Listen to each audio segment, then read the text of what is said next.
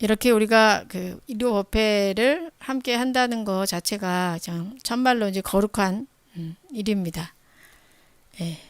이 세상에 이 많은 사람들 중에 또 이 순간 함께 이렇게 부처님 말씀을 듣고 내 삶을 좀 더 행복하게 또 지혜롭게 살기 위해서 이 자리에 우리가 모였죠. 특히 이제 우리가 보고 있는 이 금강경은 그 어느 경전보다도 우리의 무명업식을 끊어내고 지혜롭게 우리의 삶을 살게 해주는 지름길을 가르쳐주고 있죠. 네, 그러면은 오늘 살펴볼 부분을 먼저 보도록 하겠습니다. 자, 518쪽이에요. 법요집 518쪽 21분 설법 아닌 설법 함께 읽겠습니다. 먼저 수보리여 그대는 열애가 나는 설한 법이 있다는 생각을 한다고 말하지 말라. 이런 생각을 하지 말라. 왜냐하면 열애께서 설하신 법이 있다고 말한다면 이 사람은 열애를 비방하는 것이니 내가 설한 것을 이해하지 못했기 때문이다. 수보리여 설법이라는 것은 설할 만한 법이 없는 것이므로 설법이라고 한다. 그때 수보리 장로가 부처님께 여쭈었습니다. 세존이시여 미래에 이 법 설하심을 듣고 신심을 낼 중생이 조금이라도 있겠습니까? 부처님께서 말씀하셨습니다. 수보리야 저들은 중생이 아니요 중생이 아닌 것도 아니다. 왜냐하면 수보리야 중생이라는 것은 열애가 중생이 아니라고 설하셨으므로 중생이라 말하기 때문이다. 네, 이 부분에 대해서 오늘 말씀을 드리는데요. 21부는 설법 아닌 설법이라고 설명이 되어 있죠. 한문으로는 비설 소설분이라고 이렇게 이제 돼 있고요. 먼저 이제 앞부분 이제 살펴볼게요. 자, 수보리여 그대는 열애가 나는 설한 법이 있다는 생각을 한다고 말하지 말라. 이런 생각을 하지 말라. 왜냐하면 열애께서 설하신 법이 있다고 말한다면 이 사람은 열애를 비방하는 것이니 내가 설한 것을 이해하지 못했기 때문이다. 수보리야 설법이라는 것은 설할 만한 법이 없는 것이므로 설법이라고 한다. 자, 이해가 잘 되십니까? 이 부분이?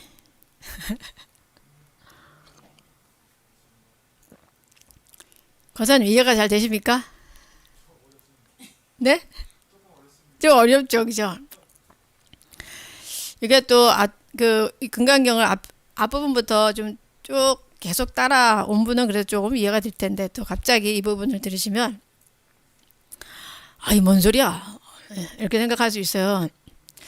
이 열애가 뭐라고 말씀하시냐면 나는 설한 법이 있다는 생각을 한다고 말하지 말라. 이렇게 말씀하신단 말이에요. 네. 열애가 설한 법이 있다고 말한다면은 이 사람은 열애를 비방하는 것이고 또 열애가 설하는 것을 이해하지 못하는 사람이라는 거예요. 부처님이 열애 법을 설하셨다라고 말을 한다면은 나는 설한 법이 있다라고 부처님이 생각을 한다면은 이렇게 말한다면 열애를 비방하는 거라는 거예요. 여러분이 부처님을 비방하고 있다는 거죠. 부처님께서 나는 설한 법이 있다라고 부처님이 만약에 말하셨다. 아니 부처님께서 그렇게 생각하신다 하면은 여러분이 열애를 비방하는 거니까 우리가 얼마나 큰 죄를 짓는 거예요. 그죠? 네. 그래서 깜짝 놀라게 되죠. 그럼 열애께서 설한 법이 없나? 우리가 생각할 수 있는데 부처님께서는 법을 설하셨죠. 실제로 45년 동안 설하셨는데 처음에 설하신 경이 뭐예요? 네, 처음에 정각을 이루시고 화엄경을 설하셨다고 해요. 며칠간? 네, 21일간 설하셨는데 이 설한 것을 잘 알아듣지 못하는 거야. 사실은 이 화엄경은 부처님의 그 깨달음의 세상, 그 깨달음의 세상에 대해서 이렇게 펼쳐지거든요. 당신이 깨달은 것을 이렇게 쫙 이렇게 펼쳐 보였는데 아무도 이해를 못하는 거예요. 잘. 이 중생들이, 이 사바세계 중생들이 이해를 못하니까 다시 이제 내려가서 아함경부터 이제 또 설하시게 돼요. 근데 아함경은 12년간 설하셨어요. 네. 그 다음에 방등경을 8년 동안 설하시고, 또 반야부 경전을 21년, 그다음에 법화경을 8년, 마지막에 열반경을 이렇게 설하셨어요. 근데 이 설하신 내용들이 엄연히 남아 있는데, 열애께서는 나는 설한 법이 있다는 생각을 한다고 하지 말라고 하잖아요. 분명히 부처님이 설한 법이 있음에도 불구하고 부처님이 내가 법을 설했다 라고, 부처님이 법을 설했다고 말한다면은 나를 비방하는 것이다 라고 이렇게 설명을 하고 계시는 거예요. 왜냐? 그것은 다 이제 부처님께서 정말 84,000 법문을 설하셨지만 그것은 다 방편설이기 때문인 거죠. 방편설. 방편설은 뭐예요? 중생을 고통의 바다에서 저 고통이 없는 피안의 세상으로 건너게 하기 위해서 근기설법을 하신 거죠. 대기설법. 거기에 맞게 이 사람이 탐욕에 물들어 있으면 탐욕을 벗어나게, 이 사람이 성냄에 매여 있으면 성냄에 벗어나게, 이렇게 방편설을 하신 것이지, 그것을 부처님이 어떤 법이 있어서 설했다라고 말하면은 안 된다는 거예요. 그래서 우리가 그 앞에 부분에서도 나왔는데, 이런 것은 모두 부처님께서 중생을 교화하기 위해서 이제 설하신 방편이고, 또 이것을 뗏목에 비유를 했어요. 뗏목 앞부분에서 부처님이 설하는 것을. 자, 뗏목은 뭐 할 때 쓰입니까? 뗏목? 네. 여러분들 뗏목 타본 적 있어요? 스님이 있어요? 어떤 뗏목을 타봤어요? 응.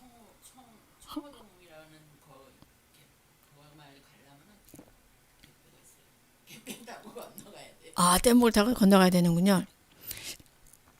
그러니까 옛날에 그 뗏목을 이렇게 통나무나 대나무를 이렇게 그 풀로 이렇게 엮어가지고,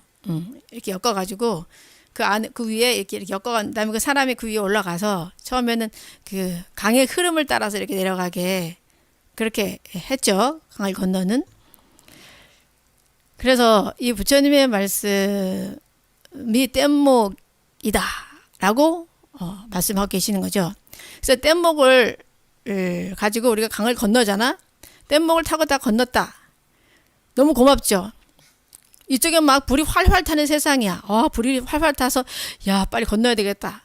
활활 타고 있는 막 지옥과 같은 세상이야. 저쪽에는 막 꽃이 피고 막 화려한 아름다운 세상이야. 그래서 뗏목을 얼른 타고 올라가지고 막 노를 저어서 저 건너편에 갔어요.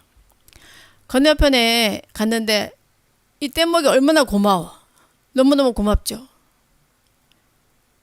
그래서 이 뗏목이 너무 고마워서 이 길을 가는데 어떻게 해요?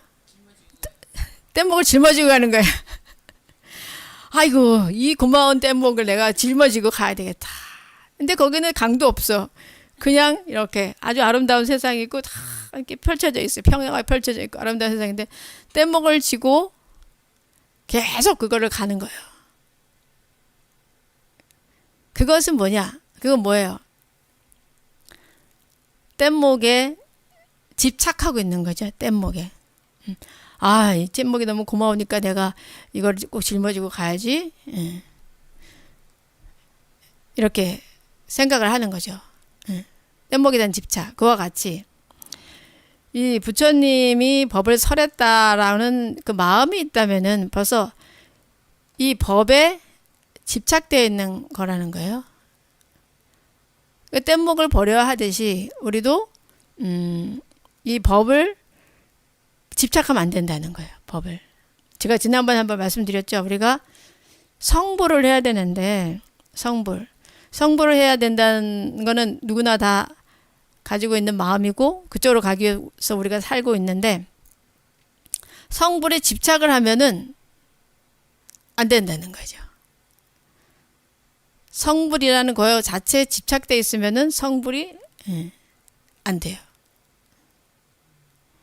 성불을 할 수 있도록 부처님께서 이런 과정을 너가 통과를 해야 너가 성불을 할 수 있다라고 분명히 말씀을 해 놓으셨잖아요.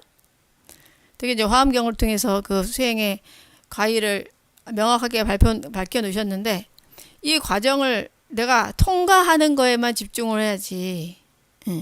그리고 거기에 100% 올인을 해야 한 단계 한 단계를 통과를 하지. 내가 성불을 해야지라고 거기만 이렇게 집중돼 있고 그것만 욕심으로 가지고 있다면 안 된다는 거죠. 그거는 우리가 학교를 다닐 때 뭐 1학년, 2학년, 3학년 있고 초등학교 마치고 중학교를 가잖아요. 그와 같이 초등학교 과정을 내가 충실히 해야 그래서 거기서 어느 정도 수준이 돼야 그 다음에 중학교 올라가는 거잖아요. 그렇지 않으면 중학교 가지 못하고 떨어지잖아요. 실력이 안 되면. 그와 마찬가지죠. 그 순간에 집중되어 있어야 되고 또 그 과정을 충실히 하는 게 중요한 거지. 내가 성불을 해야 된다 아니면 중학교 갈 거야 하면서 공부를 안 해. 그와 똑같은 그런 상태가 되는 거죠.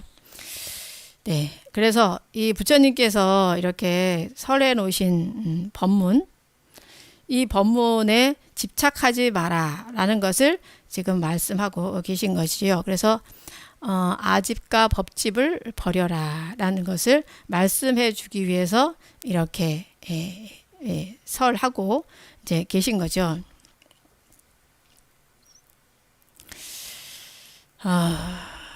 그래서 여러분들이 이제 경전을 보면 가끔은 그 경전이 좀 뭐 부처님의 원래 가르침에 맞지 않는 것 같다라는 느낌을 들 때가 가끔 있어요. 뭐 예를 들면은 뭐 여자는 성불을 할 수 없다. 뭐 이런 거 있잖아요. 성불하기 위해서 남자하면 몸으로 변해야 된다. 이런 구절들이 나오는 부분이 있어요. 사실 그런 것들은 다 방편설이라는 거죠. 그 상황에서 그 시대적 상황이나 사람들이 거기에 이렇게 매여 있을 경우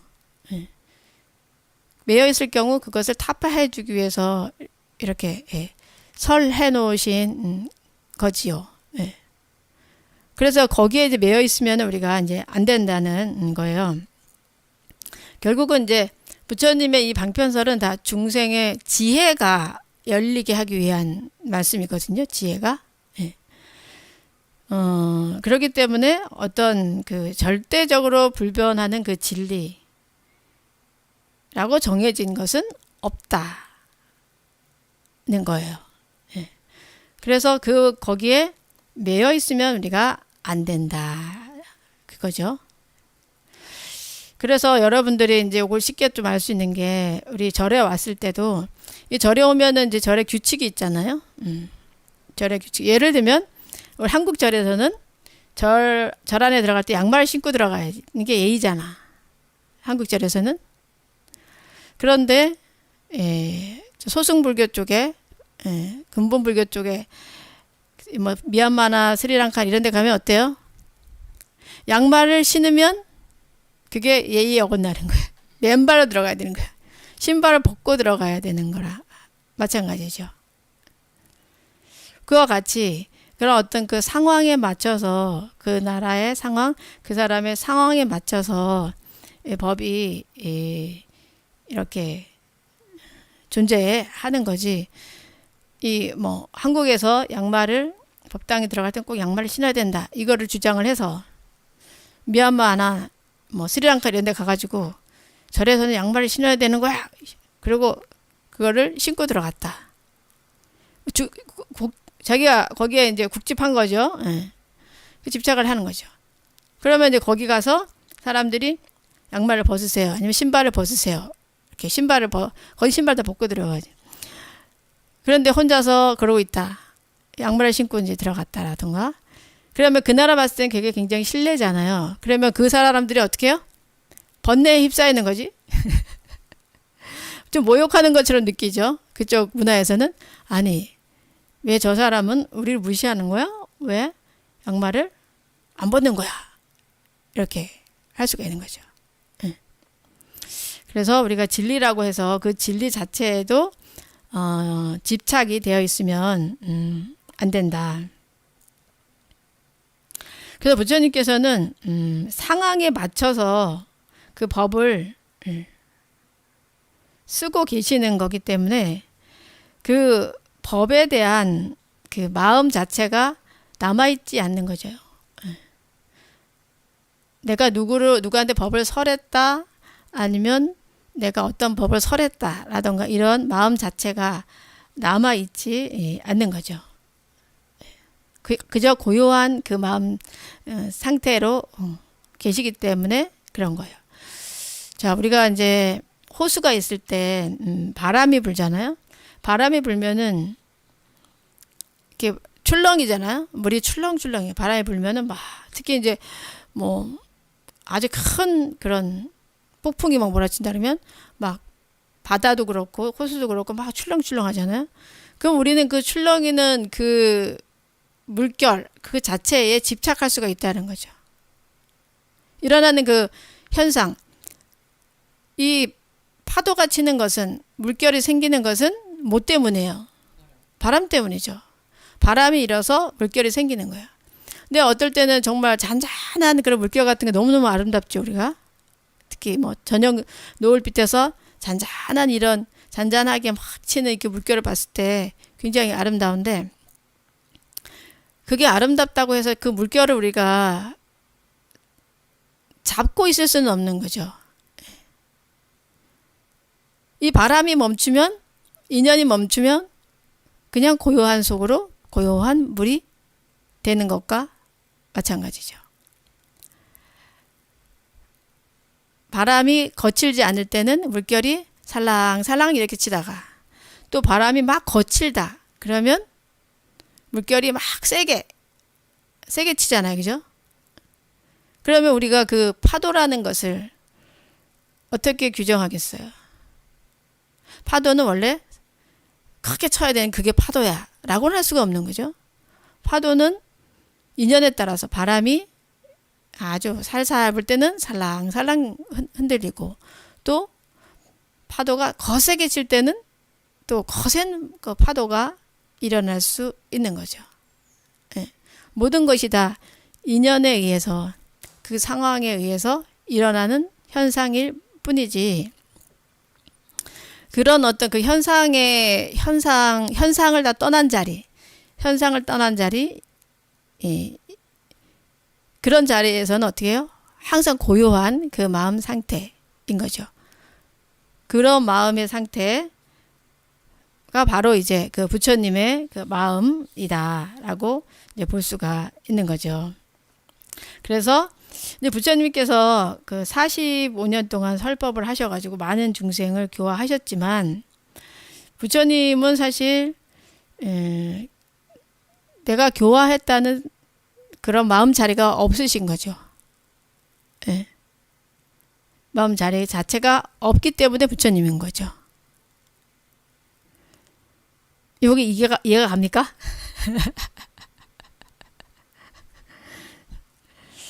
그래서 부처님이 뭐 중생을 교화하셨다라고, 내가 중생을 교화했다라고 그런 마음 자리가 남아있다면 그 자리는 부처님의 마음 자리가 아닌 거죠. 근데 부처님 경지에서 봤을 때는 사실 모두가 중생이 다 부처이기 때문에 그 자리에서는 또 설한 것이 또 없는 그 자리인 것 뿐이죠. 그래서 여기서 이제 설법을 했다, 설한 법이 있다라고 한다면은 그것은 이름일 뿐이지 설한 법이 있다라고 하는 것은 이름, 설법이라는 것은 이름일 뿐이지 이 설법이라고 굳이 할 게 없다는 거죠. 예. 그래서 지금 이 부분에서는 우리가 지금까지 이 금강경에서는 지금 계속 그 아상, 인상, 중생상을 다 깨고 있잖아요. 예, 깨고 있고 또 뭐 이 깨달음, 중생, 뭐 부처님의 32상 80종호 우리가 이게 눈에 보이는 거 이런 것들이 예, 다 즉비의 원리로 깨트리고 있어요. 예. 뭐 지난 시간 32상 80종호를 나라고 부처라고 할 수 있느냐, 예. 형상으로 나라고 할 수 있느냐, 아니라고 했잖아요, 그죠? 예. 이와 같이 다 이렇게 즉비 부정을 함으로써 그 원래의 실체를 드러내고 이제 계시는 거죠. 그래서 결국은 이 아집과 법집,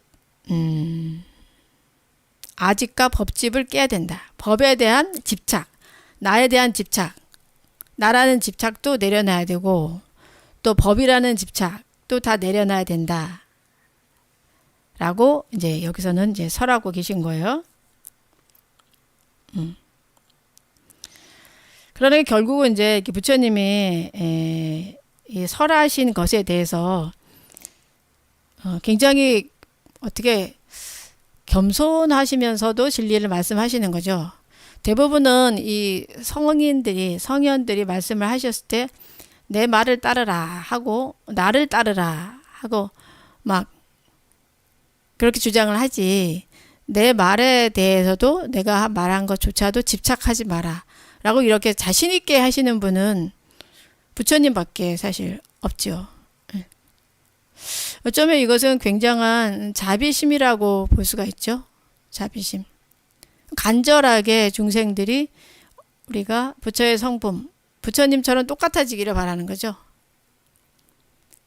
아주 간절하게 너와 나는 똑같다. 내가 설했다고 해서 그거에 또한 집착을 하지 마라. 집착을 하지 말고 그 보여주신 그 과정에 충실하라는 말씀이죠. 네. 그래서 그대는 열애가 나는 설한 법에 있다는 생각을 한다고 말하지 말라. 그 열애는 내가 법을 설했다라고 절대 말하지 않죠. 이런 생각하지 마라. 왜냐하면 열애께서 설하는 법이 있다고 말한다면 이 사람은 열애를 비방하는 것이다. 열애께서 내가 설한 바가 있어. 너희들 나를 따라. 이렇게 한다면 열애를 비방하는 거예요. 난 설한 바가 없어. 다만 방편으로 고통에서 벗어날 수 있게 그냥 내가 길을 보여준 것 뿐이다. 예, 그런 부분이에요. 그 부분이에요. 그래서 예.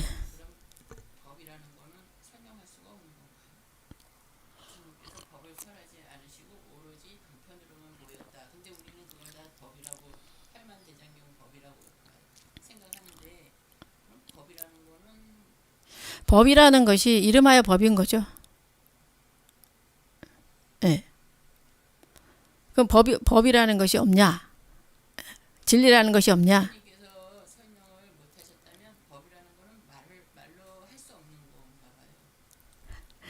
그렇죠. 체득해야 되는 거죠. 법이라는 것을 그럼 법이 없느냐? 이렇게 이제 질문을 했는데 그 법이라는 것을 우리가 체득하기 위해서는 진리라는 것을 체득하기 위해서는 그 진리에조차 집착되어 있으면 안 된다는 거죠. 진리를 우리가 이루기 위해서 살지만 그것을 수행하기 위해서 살지만 그 진리 자체에 또 집착을 하면은 안 된다. 그 말씀을 하고 계신 거예요. 아직 이해가 좀 안 될 수 있습니다. 여러분들 이제 경험을 좀 더 이렇게 하셔야 돼요. 그 다음 부분을 보면 더 이제 이해가 갑니다. 그 다음 부분 보겠어요. 그때 수보리 장로가 부처님께 여쭈었습니다. 세존이시여, 미래에 이 법 설하심을 듣고 신심을 낼 중생이 조금이라도 있겠습니까? 그러니까 이제 우리 다무스님이 말한 것처럼 내가 설한 바가 없어 이렇게 말하는데 그러면 그걸 듣고 어떻게 중생이 신심을 내냐. 설한 바가 없다고 이렇게 하는데 중생들이 어떻게 신심을 내겠냐 이렇게 물었어요. 그때 부처님께서 말씀하셨어요. 수보리여 저들은 중생이 아니요 중생이 아닌 것도 아니다. 왜냐하면 수보리여 중생이라 하는 것은 열애가 중생이 아니라고 설하였으므로 중생이라 말하기 때문이다. 이 부분도 이해가 좀 안 되시죠?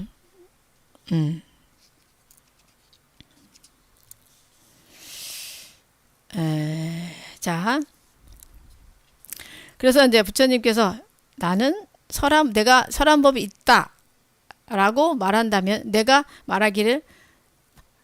설한 법이 있다 라고 말한다면, 너가 그렇게 말한다면 너는 나를 비방하는 거야. 나의 이 가르침을 이해 못하는 거야. 이렇게 말하셨어요.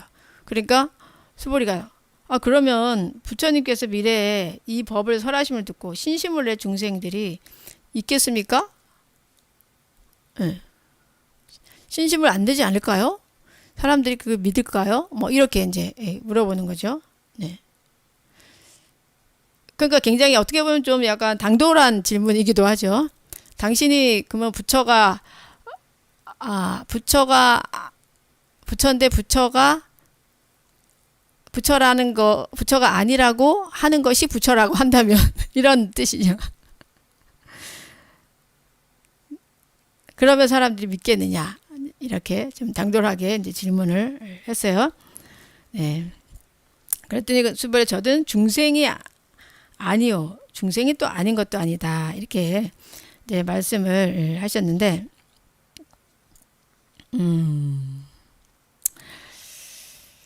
자, 여기서 이제 질문을 이제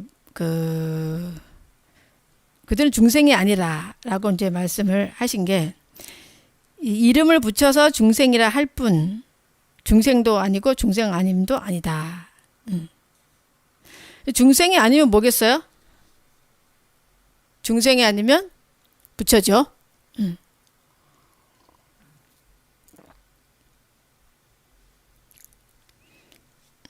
그럼 여기서 이제 제가 나름대로 생각하기에요. 부처님은 말씀하신 게 모두 그게 아니기 때문에 그거라 이렇게 한다 얘기하시면 제가 생각하기에 말로 표현하는 모든 것, 표현할 수 있는 모든 것은 실체가 없구나 이렇게 생각을 했어요. 그게 맞는 생각이에요. 말로 표현하는 것은 실체가 없다? 예, 전부 말로 표현되는 모든 거는 그게 아니라고 말씀하시니까 표현할 수 있는 것, 표현되는 것 그런 거는 다 실체가 없는 것입니다. 표현되는 것은 실체가 없는 것이다 라고 할 수는 없고, 표현을 하는데 그것에 대해서 뭐 말에 집착돼 있다면 법이라고 한다. 그런데 그게 아니라고 하잖아요. 그럼 그 말로 표현되는 그 모든 것들, 중생, 법 이런 거는 없다고 봐요. 없다는 게 아니라 중생이다, 우리가 뭐 부처다 하는 것조차 말일 뿐이라는 거죠. 그 자체가 아니라 말일 뿐이라는 거죠. 우리가 이름을 붙였을 뿐이라는 거지. 이름을 붙였을 뿐이라는 거지. 이거를 뭐라고, 이거 핸드폰. 이름을 붙여서 핸드폰이. 이거 뭐예요? 종이잖아, 종. 종을 이름을 붙였을 뿐이지, 이 말 자체가 이건 아니잖아. 그죠? 종 자체가, 이걸 우리가 이름하여 종이지. 이름하여 종이지. 그 말 자체가 이 종이 될 수는 없는 거잖아. 그렇지만 실제 하는 거죠. 종이라는 거는 여기. 이게 이제 실제하지만 이것도 실제한다고 볼 수는 없죠. 왜냐? 요것을 우리가 쪼개도 본다면 지금 인연되어서 종인 거죠. 인연되어서 종인 것 뿐이지. 이거를 꼭 존재한다고는 볼 수가 없는 거죠. 존재 안 한다고도 할 수가 없는 거죠. 예. 그럼 이렇게 말씀하시는 의도는 뭘까요? 의도는 중생이 아니다. 이것도 종이 아니다. 쪼개보면 뭐다. 그러면 이제 결론은 하는 거 뭐지? 그렇죠. 바로 이제 집착하지 말라는 거죠. 상에 매이지 마라. 상에 매이지 말라는 거죠. 상에 매이지 마라. 예. 형상에 매이지 마라. 말에 매이지 마라. 그 실체를 보려고 우리가 노력을 해야지. 이거는 굉장히 심오한 말이죠. 말에 매이지 마라. 예를 들어 내가 다무스님 내가 다무스님 싫어해. 이렇게 하면 다무스님이 기분이 어때요? 나쁘죠. 그지만 사실 나는 다무스님을 좋아해. 그지?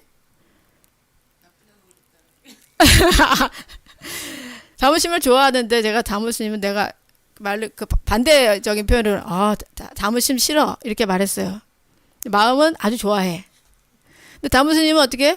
스님이 나 싫어한다는 것에 말에 매여가지고 실체를 보려고는 하지 않고 스님은 날 싫어해 하면서 이제 거기서부터 이제 번뇌를 막 일으키는 거죠. 네, 번뇌를 나 그러면 나간다 막 이러면 스님이 싫어하는데 난 나간다. 별로 번뇌를 좀 일으키겠죠. 네. 그 말에 집착되어 있는 거죠.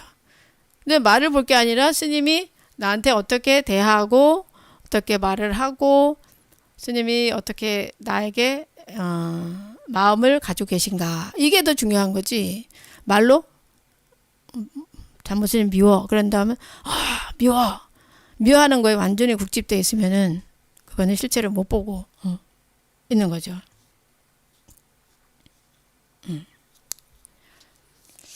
자, 그래서 중생이 아니다. 중생은 중생이 아니다. 이 부분에서는 이제 부처 중생은 부처라는 거죠. 부처. 중생은 부처야. 그런데 또 중생이 또 아닌 것도 아닌 거예요. 예. 자, 요건 좀 쉽게 이야기 들어보면 우리가 어떤 아주 대단한 일을 하는 그런 여성을 보았을 때 예를 들어 뭐 정치인으로서 막 과감하게 정치를 한다거나 막 하는 그런 분을 보면은 우리가 뭐라 해요? 저 사람은 여자가 아니야. 장부야. 이렇게 말할 수 있죠. 그렇다고 해서 그 사람이 여자가 아닌 건 또 아니죠. 예. 그거 가지고 굉장히 쉬운 이해가 될 수가 있어요. 여성인데 아주 과감하게 일을 막 처리하고 막 어느 남자보다도 너무너무 일을 잘해. 그러면 많이 저 사람은 여자가 아니야. 장부야. 이렇게 말해요. 그렇다고 여자가 또 아닌 건 아니에요? 그래서 우리가 출가했을 때 스님들이 어른 스님께서 항상 우리한테 특히 비구니 스님들한테 말씀하시기를 너는 이제 출가했으니까 대장부다 이렇게 말해요. 대장부다. 여성의 모든 그 여성의 그 습을 다 버려라 이렇게 말씀하시거든요. 그래서 막 우리가 만약에 그 마을에서 사람 여자가 하는 그런 행동을 하면 아주 꾸지람을 많이 받아요. 뭐 웃는데 호호호 이렇게 호호호 왜 이렇게 웃는다거나 그렇게 하잖아요. 그러면 아주 질책을 많이 받아요.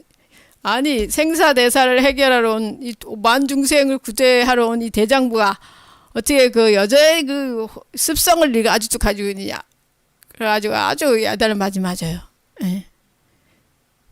그렇죠. 그래서 이 무엇을 위해서 하느냐가 참 중요한 거예요.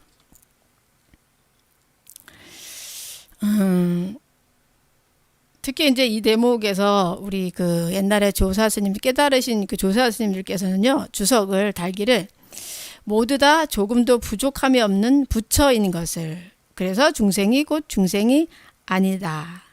이름이 중생이다. 라고 이렇게 표현을 하셨거든요. 근본적으로 봤을 때 우리가 다 부처죠. 우리가 다 근본적으로 다 부처야. 부처님께서도 모두가 다 우리 열의 성품을 다 가지고 있다. 모두가 다 부처다. 이렇게 말씀을 하셨단 말이죠. 그런데 여러분들의 그 행을 보면 부처인가요? 행을 보면 부처가 아닐 때가 참 많죠. 그 육도윤회를 우리가 하는데 가만히 이제 보면은 육도윤회를 하루에도 몇 번씩 하죠. 지옥, 아기, 축생, 아수라, 천상, 인간, 이게 6곳이잖아요. 우리가 죽으면 가는 곳이 육도로 간다 이렇게 보는데 그 육도윤회를 한다. 그것이 이 세상에 지금 다 있죠. 예를 들면 지옥이 어디 있어요? 지옥. 죽어서의 지옥도 있겠지만 살아서의 지옥도 있죠. 저는 막 깜짝깜짝 놀라는 게 왜 이렇게 그 범죄에서 토막 살인 사건 이랬을 때 아이고 저것이 지옥이구나. 깜짝 놀라죠. 그런 일을 당한 사람 입장에서는 그게 지옥이 아니고 무엇이겠어요? 아귀는 뭐예요? 아귀는 그렇죠. 목구멍은 바늘구멍만 하고 배는 수미산만 해가지고 항상 배가 고픈데 그래가지고 항상 배에서 불이 난대. 그것은 우리가 뭔가를 이렇게 막 욕심을 낼 때 그것이 이루어지지 않을 때 막 그것을 이루기 위해서 마음에 불이 나죠. 왜 안 될까 하면서 내가 저 사람을 뭐 사랑하는데 저 사람을 내가 사랑해주지 않아. 그럼 마음에서 막 그 탐욕의 불이 막 올라오죠. 내가 1억을 돈을 모아야 되는데 1억이 모아지지 않아. 그럼 막 또 탐욕의 불이 막 올라오죠.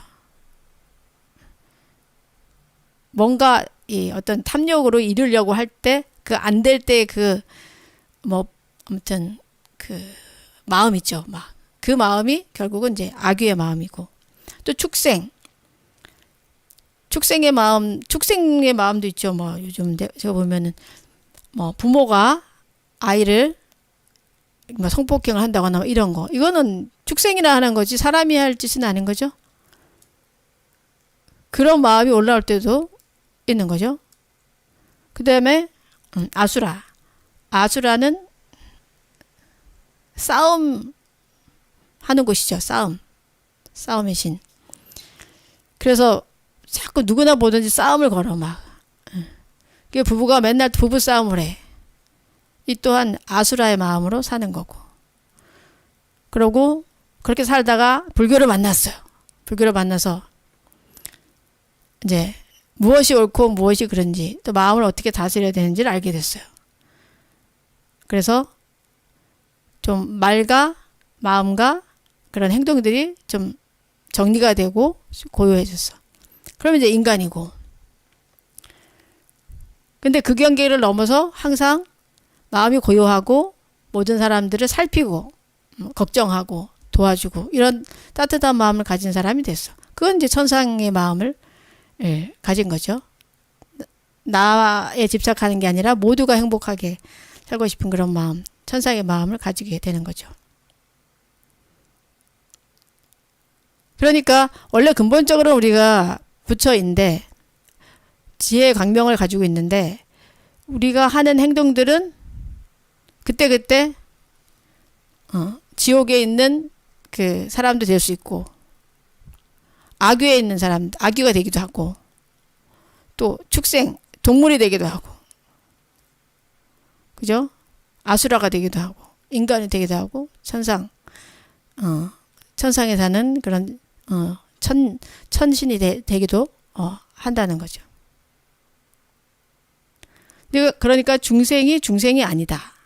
아닐 때는 부처인데 근데 또 중생이 아닌 것도 아니에요. 중생이 아니기도 하면서 또 중생인 거죠. 우리가.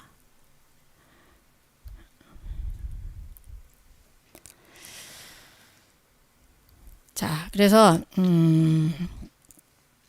이 부분에서는 이제 앞에서는 이제 설법에 대해서 집착돼 있는 부처님 법을 설했다는 것에 대해서 이제 그 집착돼 있는 것을 파했다면은 여기에서는 이제 중생 중생이라는 거에 대해서 그 중생이라는 그 집착에 대해서 그 문제에 대해서 이제 그 즉비의 논리로 실체를 보게 하는 거죠. 바로 이것이 이제 고정돼 있으면은 안 된다는 거죠. 우리가 이것을 이제 일상생활에 좀 적용시켜 보면은 테두리 안에 나를 가둬놓은 경우가 종종 있어요. 우리들이. 그래서 뭐 우리가 상담을 이렇게 한다거나 했을 때 그럴 때는 한번 이렇게 해보세요. 그러면은 많은 사람들이 그러죠. 스님 그거는 스님이나 할 수 있는 거지 우리 중생들은 못해요. 그 중생의 스스로를 가둬두죠. 나는 중생이다. 그리고 여러분들이 어떤 삶 속에서도 자기를 가둬도 나는 이거는 싫어. 이거는 안 해. 난 이거는 받아들일 수 없는 사람이야. 이런 거. 나는 할 수 없어. 이렇게 가둬두죠. 그 가둬두는 마음을 깨트려야 되는 거죠. 우리가. 항상 유연하게. 왜냐하면 우리가 이렇게 이 세상에 온 이유가 뭐라겠죠? 행복해지려고 왔고 또 아름다운 영혼이 되기 위해서 온 거예요. 아름다운 영혼은 누가 되는 거예요? 부처가 되는 거예요. 가장 아름다운 영혼은 부처의 마음이 되는, 부처의 마음을 가지고 있는 영혼이 가장 아름다운 영혼이에요. 그렇게 되기 전까지는 우리는 이 세상에 또 오고 또 올 수밖에 없어요. 부처는 무엇이냐? 부처는 금강경에서 말씀하시고 있는 거는 사상, 아상, 인상, 중세상, 수자상이 다 없어진 자리예요. 그 자리에서 부처가 되는 거죠. 근데 내가 무언가에 국집돼 있다면은 벌써 상이 있는 거죠. 나는 이거 못해. 나는 이런 사람이야. 나는 할 수 없는 사람이야. 이런 것에 내가 그 무엇에도 이렇게 막혀 있다면은 그 부처 자리가 벌써 아닌 거죠. 그래서 여러분들이 살면서 좀 고통스럽다면 삶이 내가 무엇에 국집되어 있는가 한번 돌아보셔야 돼. 뭐 주변 사람들이 뭐라 하든 말든 내가 무엇에 매여 있는가, 어떤 상을 가지고 있는가, 그것을 잘 이제 봐야지. 그래서 그 상을 깨트려야지 정말 부처의 자리로 갈 수가 있는 거예요.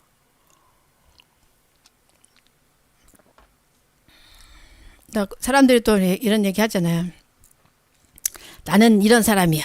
나는 이런 집안에 태어나가지고 이렇게밖에 못 배웠어. 나는 팔자가 이래. 내 팔자야. 이렇게. 그래서 자기 팔자에 자기를 묶어버리죠. 네. 물론 내가 가난한 집에 태어났다. 그러면 팔자일 수 있죠. 왜냐? 팔자는 뭐야? 전생에 내가 어떻게 했느냐에 따라 그 과보에 의해서 내가 지금 받는 거니까. 그래서 그렇잖아요. 전생을 하고 싶으냐? 지금 네가 어떻게 무엇을 받고 있는지를 봐라. 어떻게 너의 상황이 어떤지. 내가 부유한 집에 태어났다면 전생에 공덕을 많이 베푼 사람이고, 내가 가난한 집에 태어났다? 그럼 내가 많이 베풀지 않은 거잖아요. 그러면 나는 가난한 집에 태어났으니까 난 이렇게밖에 못 살아. 이게 아닌 거죠. 불교는. 그렇다 하더라도 지금 네가 어떻게 하느냐에 따라서 그거는 바뀔 수 있다. 왜? 너는 부처의 성품을 가지고 있으니까. 부처의 능력을 가지고 있으니까. 그 마음을 어떻게 부처님처럼 쓰느냐에 따라서, 얼마큼 쓰느냐에 따라서 그거는 충분히 바뀔 수 있으니까. 근데 부처님이 그 전생을 보거나 또 하암경을 통해서 부처님이 깨달음을 얻게 된 그런 계기들을 다 보면은 뭐예요? 공양. 공양이고 배품이에요. 공양을 많이 올리셔야 돼요, 여러분들이. 부처님 전에도 공양을 항상 올리시고, 머리에도 올리고, 사람들을 만나면 그 사람이 필요한 것들을 이렇게 공양을 올리는 거. 상대의 행복을 위해서 나를 희생해 주는 거. 그것이 많이 쌓이고 쌓였을 때, 그때, 예, 그게 공덕이 돼가지고 나의 삶이 바뀌는 거야. 근데 사람들이 정말 자기 신세는 한탄하지만 이것을 바꿀 수 있는 노력은 많이 안 하고 있죠. 신세만 한탄한다고 해서 이게 바뀌냐? 절대 안 바뀌죠. 그 다음 생도 똑같을 수밖에 없어요. 공덕을 짓지 않았기 때문에. 어떻든지 간에 공덕을 지어야 되는데 그 공덕의 구체적인 모습이 보현행원이에요. 보현행원, 보현행자의 서원. 그래서 우리가 매일 우리 일요법회 때마다 한 번씩 이렇게 읽잖아요. 그 10대 서원, 오늘은 이제 찬양분을 할 시간인데, 그 보현행자의 서원을 내가 자꾸 실천을 해야지만 결국은 나의 인생을 바꿀 수가 있는 거예요. 내 업을 바꿀 수가 있는 거예요. 하지 않으면은 바뀌지 않아요. 공덕이 없이는 되는 게 아무것도 없어요. 지난번에도 말씀을 드렸지만 아무리 수행을 많이 했다 하더라도 그 사람이 공덕을 짓지 않았으면은 그 사람이 깨달음을 얻었을 때 가르칠 사람들이 없어요. 그런 인연이 없어요. 자꾸 이렇게 공덕을 베풀어 놔야 그것이 인연이 돼서 내가 깨달음을 얻었을 때도 법을 펼 수 있는 사람들이 있는 것과 마찬가지죠. 그래서 자꾸 공덕을 지으려는 마음을 여러분들이 내셔야 돼. 공덕은 신구이로 지을 수가 있죠. 여러분들이 몸으로 보시행을 행하고 또 몸으로 사람들을 항상 친절하게 해주고 좋은 말을 칭찬하는 말을 해주고 신구, 예, 입으로 찬탄하는 말을 하고 생각으로 항상 사람들이 잘 되기를 바라고 세상이 아름다워지기를 바라고 생각으로도 항상 남이 잘 됐을 때 찬탄을 하고 이런 것들을 내가 몸에 자꾸 익힐 때 그것이 공덕이 쌓여. 이렇게 많은 중생을 위해서 많은 사람들을 위해서 내가 좀 희생하는 것들이 좀 많이 쌓여야 되는 것 같아. 제가 해보면은 희생을 많이 할 때 마음이 커져요. 희생. 바람 없이 그냥. 예를 들면 저는 그 어린이 영어 단말 캠프를 14년 아니요. 작년에 못했죠. 13년을 했죠. 그거 하려면 아주 힘들거든요. 진짜. 아주. 그 캠프 하는 동안 뭐 3박 4일 5박 6일 하면은 거의 잠을 3시간 정도밖에 못 자요. 그 기간 동안에. 그리고 그 준비를 하기 위해서 2달 동안 거기에 완전히 올인을 해야 돼. 프로그램 개발부터 선생님 섭외 모든 것들. 근데 그게 뭐 나 좋다고 하는 건 아니잖아요. 다 우리 미래의 그 불자들을 키워야 되는 거고 또 그 아이들이 세상의 아이들이 다 행복해져야 되니까 절에 와서 한 5박 6일 시컷 놀고 막 부처님 뭐 배우고 하다 보면 애들이 확 바뀌어가지고 가거든요.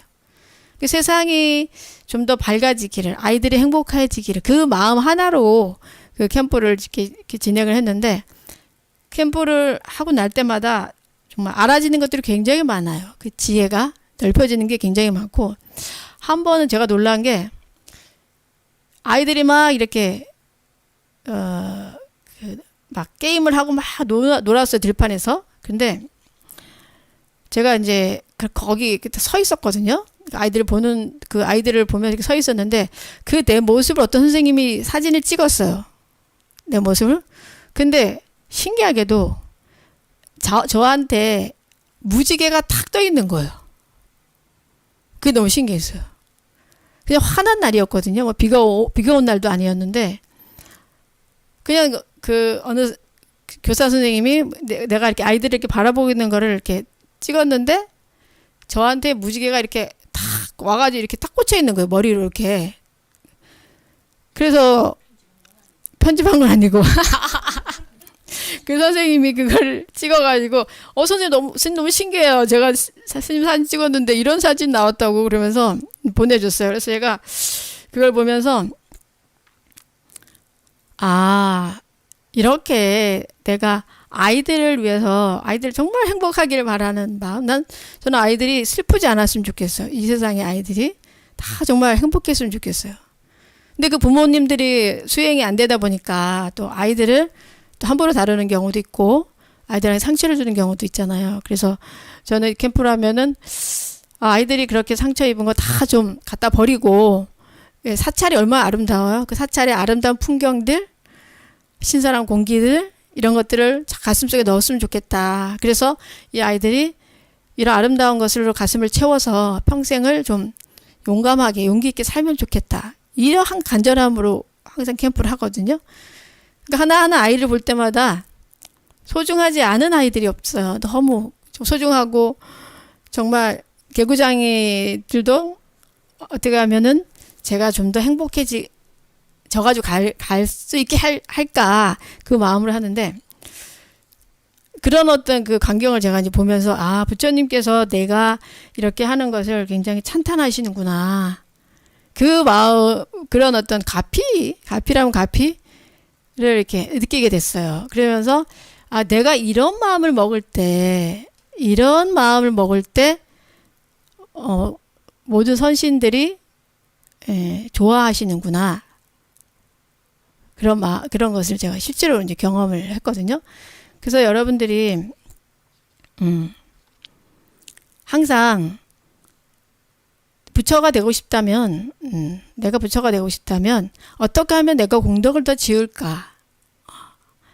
그래서 어떤 기회가 오든 내가 봉사하고 희생할 그런 기회가 온다면 기꺼이 받아들이고, 그것을 여러분들이 다 실천하시고, 또 그렇게 되는 기회를 또 스스로가 만들어서도 그렇게 하실 때 그 업이 녹으면서 지혜의 빛이 굉장히 커지는 거를 이제 느낄 수가 있어요. 직접 해봐야 돼요. 해봐서 이 맛을 봐야지 이걸 계속하지. 이게 맛을 안 본 사람은 아이고 스님이 괜히 뭐 우리 저기 한테 하시는 말이지 또 이렇게 생각할 수가 있어요. 이게 맛을 봐야 돼. 한번 해보세요. 속냄샘 치고 한번 해보세요. 속냄샘 치고 내가 순수한 희생정신으로 뭔가를 한번 해보세요. 순수한 희생정신으로 한번 해보면은 여러분들이 또 느끼게 되고 그 맛을 보면은 계속 그렇게 하게 돼요. 그렇게 상 없이 모든 사람들을 위해서 누군가를 위해서 내가 하는 거. 그러니까 상이 없이 해야 돼요. 상이 있게 하면은 그게 또 공덕이 좀 작아요. 안 한 것보단 낫지만 상 없이 정말 상대가 행복해지기를 모두가 행복해지길 바라는 그 마음으로 한번 해보시기 바랍니다. 그래서 이 금강경에서는 이제 그 아상인상 중생사 수자상이 있을 때는 결국은 중생이고 이 아상인상 중생상 수자상이 없어진 그 자리가 허공과 같은 그 자리가 되는 거예요. 그래서 부처님을 비유할 때 허공에다가 많이 이제 비유를 우리가 하죠. 근데 허공을 우리가 물들일 수 있어요? 허공을 물들일 수가 없어요. 그래서 우리가 해야 할 일은 이렇게 이 흔적이 없는 마음자리들, 아상, 인상, 중생상을 내려놓는 그 자리를 가지려고 정말 텅 빈 마음자리, 그 자리를 가지려고 노력을 해야 됩니다. 그것을 이제 또 어른 스님들께서 항상 방아착하라는 말씀을 많이 하셨잖아요. 방아착, 내려놓아라. 이 네 가지를 다 여러분들이 내려놓을 때, 그럴 때 진정한 부처님을 우리가 이렇게 만날 수가 있는 거죠. 모든 걸 내려놓을 때 집착도 내려놓고 어떤 상도 내려놓고 마음에 걸림이 있을 때 그 걸리는 자리 자체를 이렇게 그냥 쫙 내려놓을 때 그 자리에 부처님의 빛이 나타나요. 다 내려놨을 때는 허군 것 같은 마음이 되거든요. 허군 것 같은 그런 마음. 그리고 이 허군 것 같은 마음이 어느 정도 이렇게 지속이 되다 보면은 이제 그 자리에 빛이 이렇게 생겨요. 그러면서 모든 것을 있는 모습 그대로 볼 수 있는 그런 이제 능력이 생기는 거죠. 그래서 이 수행에서 이 불자라면은 내려놓음에 대한 수행을 평상시 때 자꾸 해야 돼요. 그게 없이는 이 수행이 발전이 될 수가 없어요. 어떻게 하면 이것을 내려놓을까? 집착하는 마음, 분노하는 마음, 이걸 어떻게 하면 내려놓을까? 자꾸 스스로가 자꾸 알아차리셔야 돼요, 그것을. 그래서 이 내려놓기 위한 방법이 우리가 하고 있는 수행이죠. 절수행, 또 경전을 읽는 수행, 연보를 하는 수행, 참선하는 수행. 이 수행들이 결국은 다 이런 내려놓음을 하기 위한 거예요. 아상, 인상, 중생상, 수자상을 다 내려놓기 위해서.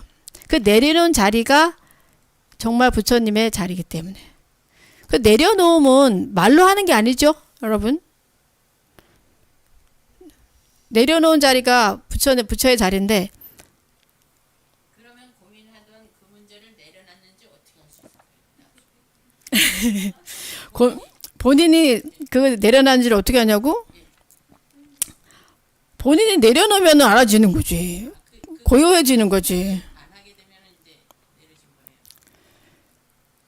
생각을 안 한다? 그거에 대해서 집착을 안 한다는 게 생각을 안 하는 거. 생각을 안 하는 게 아니라 생각 자체에 매이는 게 아니죠. 그럼 예를 들어 아까 다무 스님이 이제 스님이 다무 스님 싫어 이렇게 스님이 말했다. 그러면 다무 스님이 어떻게 해요? 아, 스님이 나를 싫어하는 거야. 거기에 매여 있겠죠. 그 생각을 내려놓으면 어떻게 해야 돼? 그 내려놓는 연습을 많이 해가지고 이제 내려놨는지 본인이 어떻게 그거 알 수 있을까요? 마음이 고요해지면 내려놓은 거죠. 마음을 이렇게 호수처럼 잔잔한 그 마음 상태.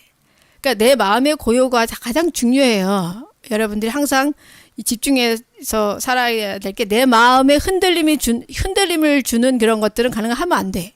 내 고요를 위해서. 그러니까 예를 들어 다무 스님이 막 자우 스님이 나 안 좋아한다 했어. 나 싫어한다 했어. 그 말에 매여서 막 마음이 막 흔들려. 그러면 그것을 내려려면 어떻게 하면 될까? 연보를 하면 없어질까요? 연보를 하는 동안에서 간세음보살 간세음하는데도 스님이 날 미워한단 말이야. 스님 나를 왜 미워하는 거야? 절 꾸벅꾸벅 하는데도 절 한 번 하고 앉았어. 두 번, 108번 앉아서 그래도 스님이 날 미워한단 말이야. 내가 스님한테 어떻게 하는데 나를 왜 미워하는 거야? 이렇게 될 수가 있잖아요.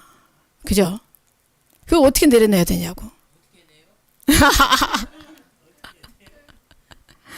이럴 때 가장 좋은 방법은 이거죠. 그럴 만한 이유가 있겠지. 그 자리에 딱 끊어지죠. 그게 바로 연기법이잖아. 그래서 연기를 보는 자 나를 본다. 네. 아주 간단하죠, 사실은. 스님이 그럴 만한 이유가 있겠지 하면 거기서 딱 끝나잖아. 그러면 사실은 이제 이 스님한테 내가 다무 스님 미워 얘기했다 그러면 나의 입장에서는 이 스님의 수행을 업그레이드 시키기 위해서 장애를 주는 거죠. 그 선지식들은 그렇게 하거든요. 이 사람을 좀 더 키우기 위해서. 그래서 더 야단을 쳐요. 그게 이제 스님들의 지도 방법이에요. 좋다만 하는 거는 좀 애기들 같은 경우는 그 마음의 수행의 단계가 어릴 때는 다 좋다 착하다 이것만 해요. 아기가 어릴 때는 어떻게 돌봐줘야지만 하잖아요. 그 예쁜 아기, 그러니까 아기한테 태어난 지 뭐 한 2년밖에 안 됐다. 이런 애기한테 야, 너 왜 똥 쌌니? 뭐 이렇게 한다. 그럼 아이가 얼마나 상처 입어요. 내가 똥을 어떻게 할 수도 없는 상황인데 내가 똥을 닦을 수도 없고 똥 나오는 거 그냥 싸야지. 이게 어떻게 하냐고. 능력이 없잖아. 똥을 치울 수 있는 능력이 없어 그 아이가. 그럴 때는 똥을 쌌을 때도 부모가 야 아유 더럽게 똥을 싸고 이렇게 하면 안 되고 아이고 똥 쌌네. 아유 잘 쌌다. 아이고 훌륭하네. 너무 잘했어요 하고 똥기저귀를 다 이렇게 갈아줘야지 좋은 엄마죠. 예. 그와 같이 수행이 안 됐을 때는 우리가 이렇게 아이고 잘한다 이것만 해요. 그러다 어느 정도 이제 컸다. 그러면 한 뭐 6살 정도 됐다. 자기가 화장실을 가릴 정도가 이렇게 됐잖아요. 그렇게 됐을 때 이제 규율을 가르쳐야 되는 나이잖아. 사회적인 규율을. 그럴 때는 뭐 예를 들어 아빠한테 막 나쁜 말을 한다. 아니면 누나한테 나쁜 말을 한다. 그럴 때는 어떻게 아이고 잘했다. 누나한테는 그렇게 욕을 하는 거야. 이렇게 하는 게 아니라 야, 너 누나한테 그렇게 말하면 안 돼. 그렇게 하면 훌륭한 사람이 아니야. 넌 앞으로 훌륭한 사람이 될 거니까 그런 거는 하지 말아야 돼. 이렇게 가르쳐야 된다는 거죠. 그와 같이 이 수행도 마음이 어느 정도 크는 거에 따라서 보고 이렇게 지적을 해서 이 사람을 키워야 된다 생각했을 때는 이렇게 경계를 주는 거지. 경계를 줘서 그것을 뚫을 수 있게 하는 거죠. 그러니까 이제 담임스님한테 내가 담임스님 싫어 이렇게 하는 거는 경계를 줘서 이 사람을 키우기 위한 그런 방편인 거죠. 그러면 이 사람이 막 스님이 나 싫어한다 해서 이 마음을 어떻게 해야 되지? 막 부글부글 끓어. 절을 해도 그 마음이 나. 또 참선을 해도 그 마음이 나. 염불을 해도 그 마음이 나. 게다가 참 이 마음을 스님이 말하기를 항상 고요한 마음이 가장 중요하다고 했어. 고요한 마음이 가장 중요하지. 어떻게 하면 고요하게 할 수 있을까? 상대에 대한 상에 매여 있잖아요, 지금 그죠? 상에 스님이 싫어한다는 말을 했다는 게 상에 매여 있으니까 내가 상에 매여 있음을 보고 그것을 내려놓기 위해서 자꾸 노력하는 거죠. 그러다가 그래 스님이 그렇게 했을 때는 뭐 그럴 만한 이유가 있겠지. 나를 위해서 그렇게 하신 거겠지 하고 딱 거기 딱 믿고 그 마음을 내면 그럴 만한 이유가 있겠지 하고 딱 믿고 내려놓으면은 그때 그 자리에서 어떻게 번뇌가 싹 끊어지죠. 네. 싹 끊어져. 그러면 나중에 시간이 지나서 보면은 스님이 정말 나를 위해서 나를 키우기 위해서 그렇게 하신 말씀이었구나. 내가 너무 말에 매여 있었구나. 형상에 매여 있었구나. 그거를 알게 되고 감사의 마음을 날 수가 있죠. 그래서 굉장히 그래서 가르치면 믿음이 중요한 거예요. 믿음이 없으면 안 돼, 이게. 이 다모스님이 저를 믿기 때문에 그 마음까지 갈 수가 있는 거지. 믿지 않으면은, 스님이 날 미워해? 그럼 나 여기 살 필요 없어. 난 가버려. 나가버려. 그럼 어떻게 해요? 이 사람의 수행은 더 이상 진전이 안 되는 거. 거기 멈춰져 있는 거예요. 그럼 어디 가나 똑같은 일들이 생길 수밖에 없죠. 그래서 믿음은 아주 중요하다. 예. 공덕의 어머니다. 화엄경에 나오죠. 믿음은 공덕모다. 공덕의 어머니다. 공덕을 만들어내는 그 근본이 된다라는 말이 나와요. 그래서 여러분들도 이 화엄경이 아니라 금강경에 부처님 말씀을 듣고 이 부처님 말씀을 확실히 믿어야 되는 거지. 부처님 아상, 인상, 중생상, 수자상을 내려놓는 거 그 자리가 부처님 자리라고요. 그 자리를 갔을 때 내가 부처를 만날 수 있다고요. 알겠습니다. 그렇게 하겠습니다. 제가 상을 내려놓겠습니다. 내려놓으려 노력을 하겠습니다. 자꾸 노력을 하다 보면은 그 자리로 여러분들이 갈 수가 있습니다. 그런데 이 믿지 못하는 사람들이 또 있어요. 부처님 말씀 믿어지지 않아. 그건 왠 줄 알아? 이런 믿음이 마음에 생기지 않는 거. 내가 깨달음을 얻으려는 마음조차가 않는다는 거. 이 자체가 이게 왜 안 되느냐. 이게 화엄경에 나와요. 선근 공덕을 짓지 않아서 그렇다. 선근 공덕을 짓지 않아서 그렇다. 선근 공덕, 착한 행동, 이런 공덕을 짓는 것을 하지 않았기 때문에 안 난다. 그래서 자식이 부모를 믿어야 되는데 자식이 부모를 믿지 않으면 부모의 말을 따르지 않죠. 예. 그럼 어떻게 돼요? 부모가 시키는 대로 안 하면은 그 인생이 엉망이 될 가능성이 좀 많죠. 예. 그래서 어떻든 선근 공덕, 착한 일을 가능한 여러분들이 많이 하려고 저 노력을 해야 돼요. 그리고 상을 내려놓으려고 노력을 해야 돼. 상. 나의 상도 마찬가지지만 상대에 대한 상도 내려놔야 돼요. 저 사람은 이렇게 나빠. 이 사람은 이렇게 하니까 내가 좋아. 이런 상조차도, 상대에 대한 상조차도 여러분들이 내려놓으려고 자꾸 노력을 해야 돼요. 저 사람이 저런 행동을 할 때는 그럴 만한 이유가 있지. 근데 사실 대부분 또 자세히 보면 그럴 만한 이유가 있어요. 상황이. 어렸을 때 뭐 경험이라던가 뭐 바깥에서 사회생활 하면서 어떤 경험이라든가 그 경험의 그 결과로 그 사람이 말을 뭐 함부로 한다거나 이럴 수 있거든요. 예. 내가 미워서가 아니라. 그래서 여러분들이 이제 이런 식으로 삶을 사신다면은 굉장히 많은 문제들이 이제 해결이 되는 거예요. 예. 그래서 오늘은 부처님의 이 법문 중에 특히 그러니까 아지 법집을 내려놔라. 설법이라는 거에서도 집착하지 마라. 중생이라는 것도 집착하지 마라. 내려놔라. 나는 중생이야. 그런 경우 있잖아. 아, 내가 뭐해? 난 중생이야. 그런 것 또한 다 내려놔라.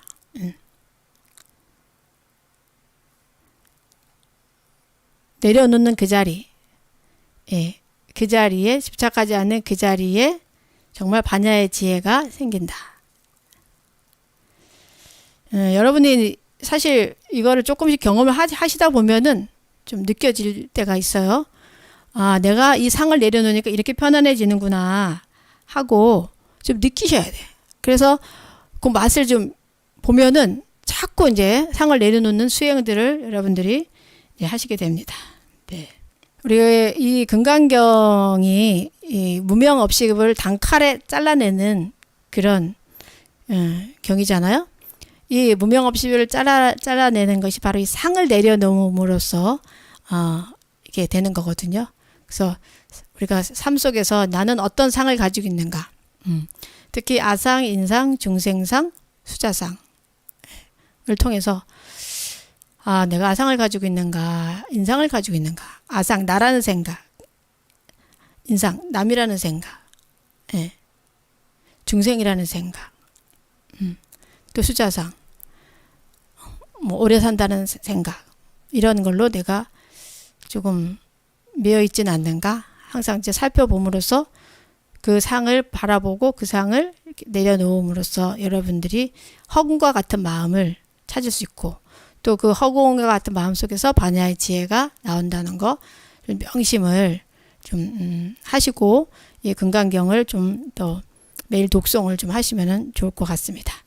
자, 오늘 그 법문은 여기서 마치고요. 오늘 이렇게 소중한 마음을 내셔서 일요 마음 행복법회에 오셔서 여러분들 마음이 많이 행복해지셨으면 좋겠고요. 이렇게 함께 해주셔서 감사합니다. 자, 마치겠습니다.